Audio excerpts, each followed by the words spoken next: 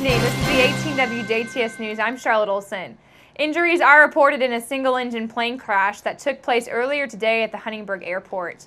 The plane crash apparently took place just before 10 a.m. this morning and about 150 yards from the airport terminal in Huntingburg. The pilot was able to escape the plane on his own, and airport authorities say that the pilot was insured but was still taken to Memorial Hospital. Authorities stated that they are not releasing the pilot's name until his family has been notified. The airplane is an older aircraft. It is a 1941 two-seater, one-engine. Officials say that the incident is still under investigation and there were no witnesses on the series of events leading up to the plane crash. Airport maintenance personnel arrived to the plane when it was already on the ground. The Federal Aviation Administration was en route from Indianapolis to do more investigation on the scene. They expect them to arrive today and could be about 30 days to have a written report of the incident. Another aircraft was waiting to get clearance to take off to French Lick but had to wait due to the 1941 aircraft crash. Authorities stated that the severe wind could have been considered in being a major factor to the incident and that they are not certain from which direction he had flown from. Authorities say that they've had some aircraft accidents in the past but not as severe. The Indiana State Police, Huntingburg Fire Department, Huntingburg Police, DuBois County Sheriff, and Memorial Hospital EMS all assisted at the scene. Last night, the Huntingburg Common Council approved the city's 2017 budget during the first of the council's two monthly meetings at the Huntingburg City Hall. Now, while he stated that he would vote in favor of the budget ordinance for next year, Councilman Glenn Kissling had to abstain from casting his vote late last night due to the fact that he also serves as the city's assistant fire chief, and that his department part of the budget next year's budget. All in all, the budget was approved by a 4-to-1 vote. Heidi Reller provided the council with her annual report of the Huntingburg Housing Authority and also shared various issues that she faces within the needs of the community. She stated that the occupancy rate is high for housing. Mayor Denny Spinner and the council discussed some of the issues Reller sees every day with accommodating residents and also creating activity at the community center. They thanked her for her work as well. Spinner shared his appreciation and also hoped for the continuous success of the Housing Authority and also all the work that is put back into the community. Spinner spoke about the Huntingburg Active Living Workshop and describes why the city of Huntingburg was chosen. The reason why Huntingburg was selected as a community for this workshop is because primarily the projects that we have going on related to stellar communities with the 4th Street Heritage Trail and the Market Street Park.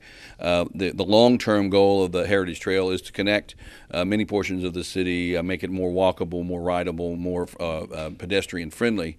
And with these two major projects going on, we're going to be working with our partners to take a look at ways that we can maybe enhance those projects with this active living idea a part of it. And this workshop is going to be more than just people getting up and making presentations. There's going to be active roles. We'll be moving out of the building actually to go look at the spaces that we're involved in, and also to take a look at maps and to help hopefully get some ideas on what would be the corridors that we want to address to make that connectivity a reality as we move forward. Spinner noted that this workshop is not only informational based, but will include group activity and will be held at the Old Town Hall tomorrow, October the 13th. The workshop is free, however, and registration is required. Call Ashley Sudbury at 812-482-1782 for more information. Last night, the Ferdinand Town Council took a look at bids as the wastewater improvements for the phosphorus removal system and the biosolids processing facility, as well as ongoing 2016 street project. The town received 6 bids for the Division 1 project of removing phosphorus from the system, and it received 8 bids for the Division 2 biosolids processing facility. Those bids were followed by 3 more bids concerning the street project. A motion was made to take all bids under review and to visit the issue at a special council meeting set for Tuesday, October the 18th. Steve Wall of KNU LLC addressed the council on a tax amendment that would aid the company with their proposed project of building a 35,000 square foot building in the Ferdinand area. The abatement will allow for a projected budget to be kept along with KNU LLC to provide another $200,000 in wages for future employees. A motion was made to approve the amendment following a confirmatory resolution at the November 8th meeting. Councilwoman Debbie Johnson told the council last night that town employees will now be offered the choice of taking part in a traditional insurance plan or a health savings plan account.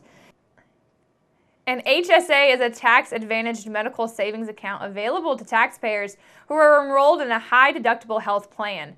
Funds that are contributed to an account are not subject to federal income tax at the time of deposit.